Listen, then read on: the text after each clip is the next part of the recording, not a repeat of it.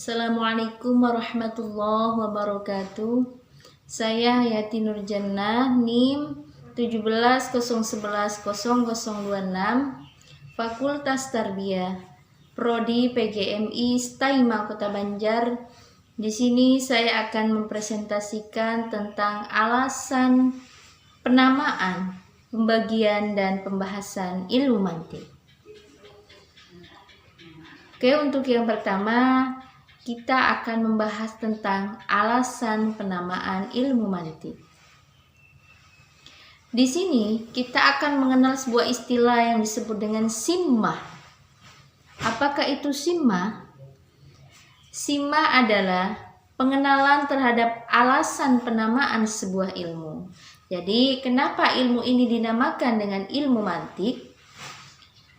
Kata mantik berasal dari kata dasar natoko yang tiku mantikun, yang secara bahasa dapat diartikan dengan berbicara, berkata, ataupun berpikir. Dan juga dapat diartikan secara majazi sebagai sumber dari pembicaraan, yaitu tafakur atau refleksi, dan juga tangakul ataupun rasional. Jadi, ilmu ini dinamakan dengan ilmu mantik, baik itu berupa sebuah mubalaghah ataupun hiperbolis, jika bentuknya adalah berupa masdar mim yang dapat diartikan dengan berbicara ataupun berpikir, dan juga bisa diartikan dengan tempat keluarnya pembicaraan ataupun pemikiran manusia jika bentuknya adalah isim makan. Nah, inilah yang menjadi simmah, yang menjadi alasan kenapa ilmu ini dinamakan dengan ilmu mantik. Selanjutnya yaitu tentang pembahasan ilmu mantik. Secara substansial, manusia adalah makhluk yang berpikir. Nah, di sini ilmu mantik dibagi ke dalam beberapa bagian. Yang pertama adalah mantik takwini. Mantik takwini adalah prinsip-prinsip berpikir secara logis berdasarkan akal bawaan ataupun penciptaan ilahi yang bersifat fitrah, yang dimiliki oleh setiap manusia secara sama, baik yang terpelajar ataupun yang tidak terpelajar. Yang kedua adalah mantik tadwini. Mantik tadwini adalah prinsip-prinsip berpikir secara logis yang disusun secara sistematis, yang penyampaiannya dalam sebuah ilmu, dalam bentuk sebuah ilmu atau dibukukan, yang munculnya bertahun-tahun setelah munculnya manusia, dan juga bersifat teoritis.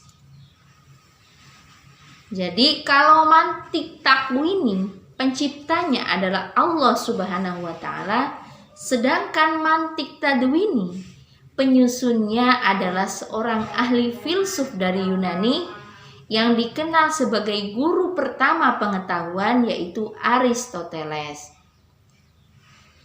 Yang selanjutnya yaitu tentang mantik suri dan mantik ma'adi. Untuk bisa merubah dengan tepat sesuatu yang majhul ke dalam sesuatu yang maklum, di sini dibutuhkan sebuah proses pemikiran, jalur proses pemikiran, yang mana di sini diperlukan dua syarat yang harus dipenuhi.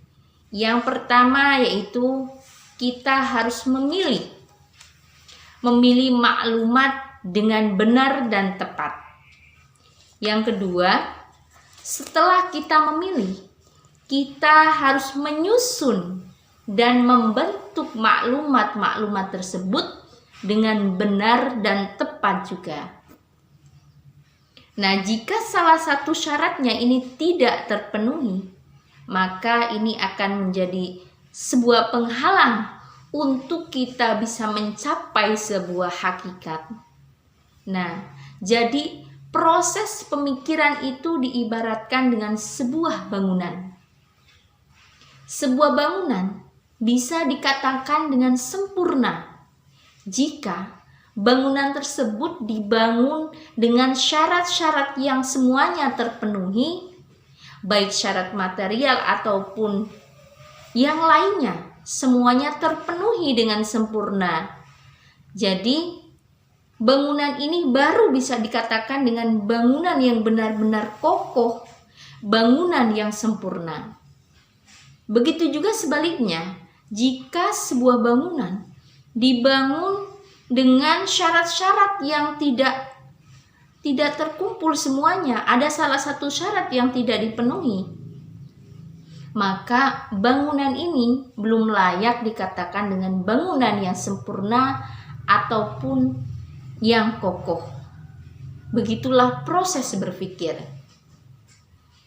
Jadi sumber kesalahan dalam berpikir intinya adalah karena tidak terpenuhinya syarat-syarat yang tadi.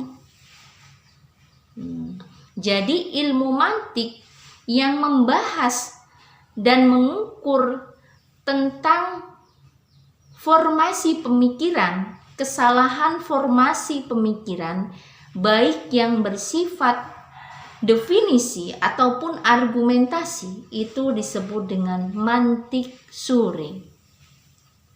Sedangkan ilmu mantik yang membahas dan mengukur kesalahan dari segi materi ataupun maddah, bahan baku pemikiran, ini disebut dengan mantik ma'adi. Nah, itulah tadi pembagian ilmu mantik. Ada mantik suri dan mantik ma'adi. Selanjutnya kita akan membahas tentang pokok pembahasan ilmu mantik. Seperti yang kita ketahui tadi bersama, bahwa ilmu mantik tadi dibagi ke dalam dua bagian, ada mantik suri dan mantik ma'adi. Maka mantik suri dan ma'adi ini akan dibagi lagi ke dalam dua bagian. Yang pertama adalah mantik tasawurat, yang kedua mantik tasdikot. Nah, apakah yang disebut dengan mantik tasawurat? Apa yang disebut dengan mantik tasdikot? Jadi, mantik tasawurat adalah ilmu mantik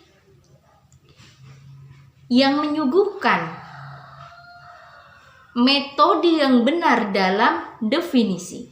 Sedangkan mantik tasdikot, ilmu mantik yang menyuguhkan metode yang benar dalam argumentasi. Kalau tasawurat, metode yang benar dalam definisi, sedangkan tasdikot menyuguhkan metode yang benar dalam berargumentasi. Nah, di sini kita harus paham apakah itu tasawur, apakah itu tasdikot. Jadi, yang dinamakan tasawur adalah munculnya surah ataupun gambaran ataupun konsep sesuatu di dalam benak yang tidak melazimkan adanya sebuah hukum. Contohnya seperti gambaran matahari, gambaran bulan, dan langit yang indah. Berikutnya adalah apakah itu tasdik? Tasdik adalah pengetahuan ataupun keyakinan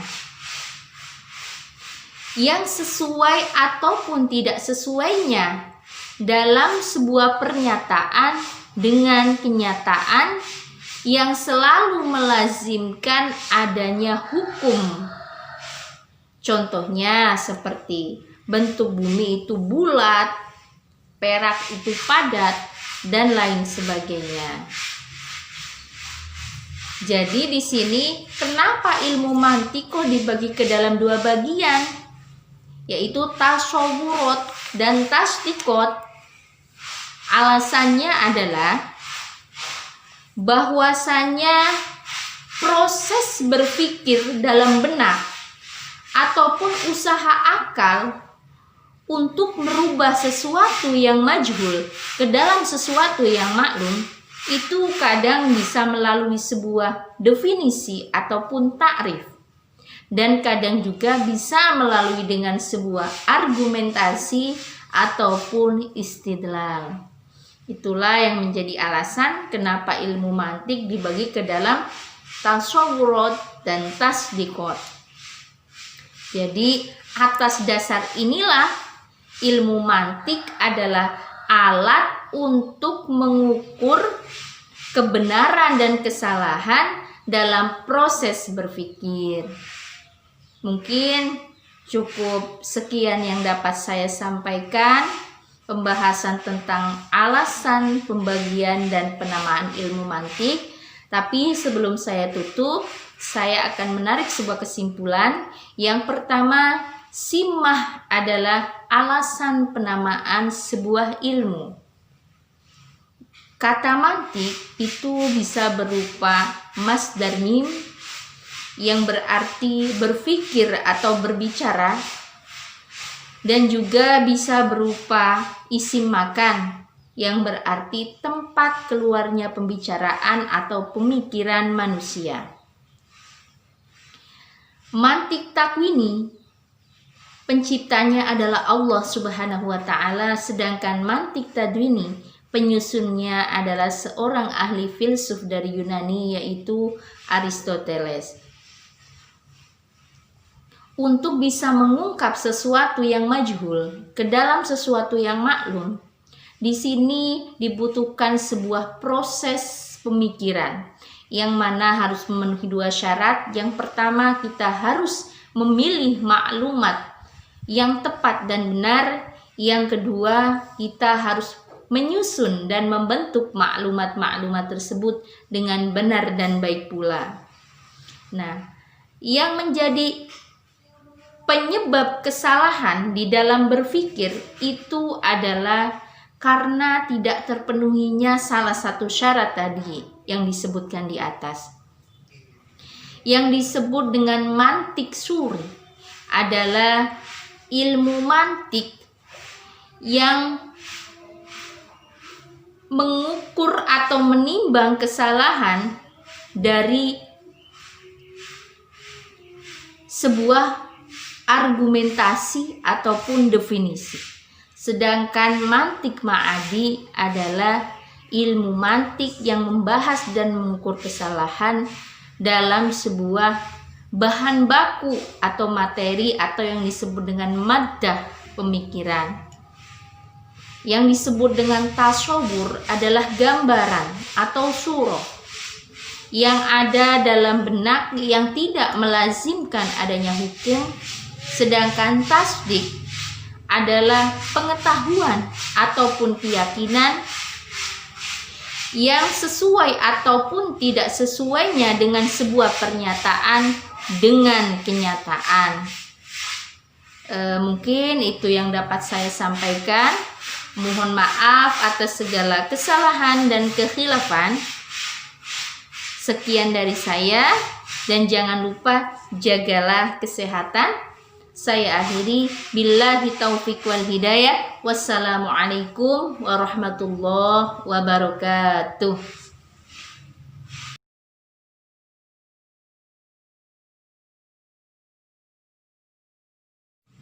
Assalamualaikum warahmatullahi wabarakatuh. Saya Hayati Nurjannah, NIM 17011026, Fakultas Tarbiyah Prodi PGMI, Setaima, Kota Banjar. Pada kesempatan kali ini saya akan mempresentasikan tentang dilalah. Dalam kehidupan sehari-hari, kita sering melihat petunjuk dari segala sesuatu yang ada di sekitar kita. baik itu dari buku yang kita baca, suara yang kita dengar, gerak yang kita lihat, ataupun bau yang kita cium, dan isyarat yang kita tangkap.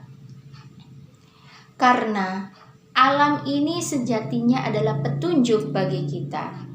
Jadi, apa yang kita baca, apa yang kita dengar, apa yang kita lihat, itu adalah petunjuk bagi kita. Contohnya, jika kita melihat wajah teman kita yang sedang murung, pasti kita akan berkesimpulan bahwa teman kita ini sedang sedih ataupun galau. Nah, itulah salah satu contoh dari petunjuk yang kita jumpai dalam kehidupan sehari-hari kita. Jadi, kata dilalah secara bahasa dapat diartikan sebagai petunjuk atau al-hidayah, yang berasal dari kata dasar dalla yadullu dalalah, yang berarti menunjukkan. Jadi, dilalah adalah proses memahami sesuatu dari sesuatu, atau fahmu amrin min amrin. Itulah pengertian dari dilalah. Dalam pembahasan dilalah ini, kita akan mengenal dua istilah. Yang pertama yaitu ada istilah dal. Yang kedua adalah madlul. Dal adalah sesuatu yang menunjuk, sedangkan madlul adalah yang ditunjuk. Contohnya seperti ini. Suatu ketika kita sedang berjalan-jalan di tengah hutan sendirian. Nah, tiba-tiba di tengah jalan kita menemukan bekas perkemahan dan juga bekas-bekas sisa makanan. Nah, padahal di sini kita lihat, mata kita melihat tidak ada orang di sana. Tetapi petunjuk yang kita dapat dari bekas sisa-sisa makanan tadi itu bisa menjadi bukti bahwa tempat tersebut pernah didatangi oleh manusia. Jadi akal kita pasti akan mengatakan bahwa tidak mungkin makanan itu datang sendiri ke tengah hutan. Pasti ada yang membawa. Nah, jadi sisa-sisa bekas makanan yang kita jumpai tadi, itulah yang menjadi petunjuk ataupun yang kita sebut dal. Karena apa? Karena itulah yang menunjukkan sesuatu. Sedangkan gambaran ataupun makna yang terlintas di dalam benak kita setelah kita melihat dal atau petunjuk, itulah yang dinamakan dengan madlul. Nah, itulah pengertian dari dalalah.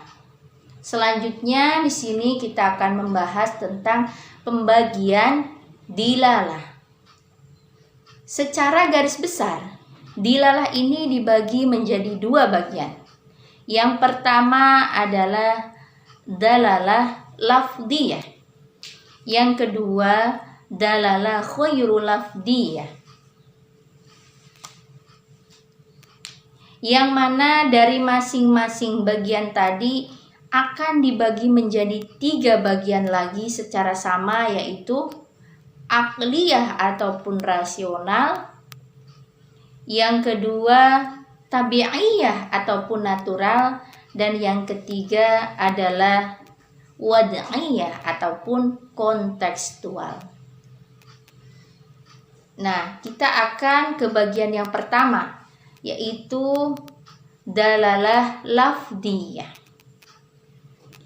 Dalalah lafdiyah adalah petunjuk yang berupa kata ataupun suara. Nah, di sini dalalah lafdiyah akan dibagi ke dalam 3 bagian. Yang pertama adalah dalalah lafdiyah akliyah. Dalalah lafdiyah akliyah adalah petunjuk yang berupa suara ataupun kata berdasarkan akal.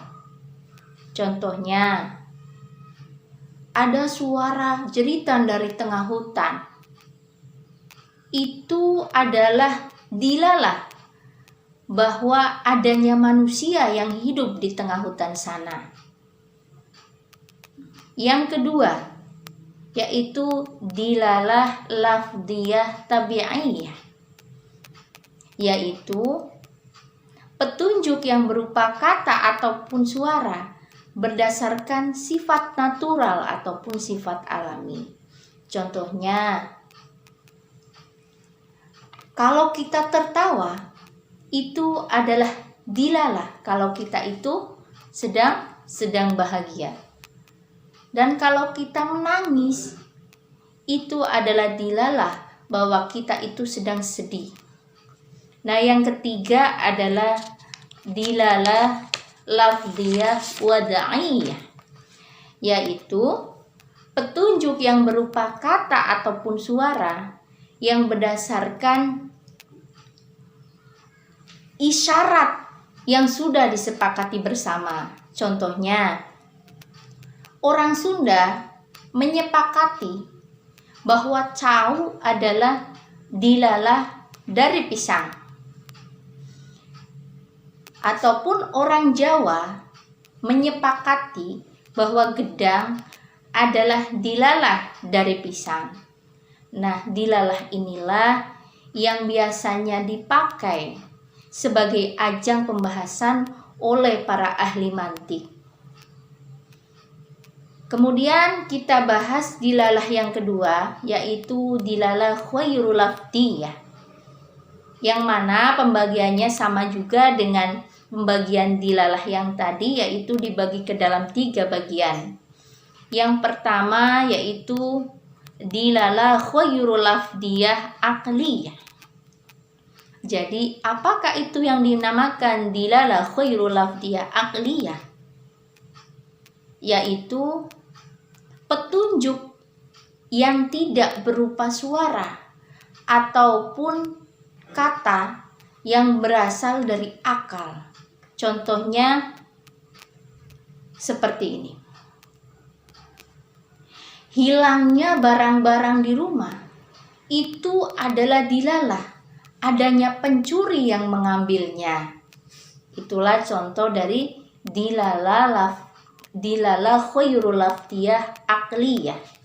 Kemudian yang kedua yaitu dilalah khairul lafdiyah tabi'iyah, yang artinya petunjuk yang bukan berupa suara ataupun kata yang berdasarkan sifat natural ataupun alami.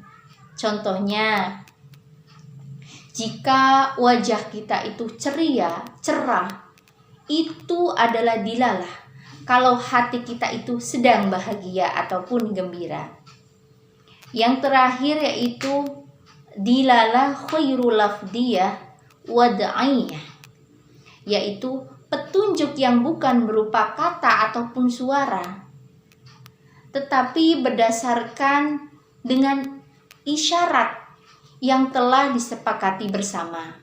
Contohnya, di Indonesia ini adanya bendera kuning di depan rumah, itu adalah sebagai dilalah kalau di rumah tersebut ada seseorang yang meninggal dunia. Nah, itulah tadi pembagian dan contoh-contoh dari dilalah. Sebelum saya tutup, saya akan menarik kesimpulan bahwa dilalah adalah proses pemikiran sesuatu dari sesuatu, atau fahmu amrin min amrin. Nah, di dalam dilalah ini ada dua istilah yang harus kita pahami dan kita ketahui, yaitu yang pertama dal, yang kedua adalah madlul. Yang mana dal di sini adalah petunjuk pemahaman, sedangkan madlul adalah sesuatu yang dipahami. Sedangkan pembagian dalalah di sini secara garis besar dibagi ke dalam dua bagian.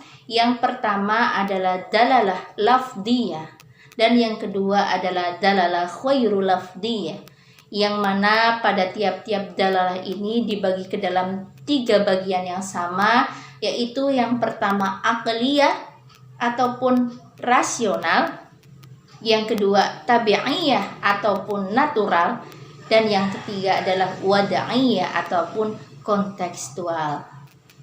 Mungkin hanya itu yang dapat saya bahas dalam pembahasan dalalah ini. Ada kurang lebihnya saya mohon maaf, dan saya akhiri billahi taufik wal hidayah. Wassalamualaikum warahmatullahi wabarakatuh.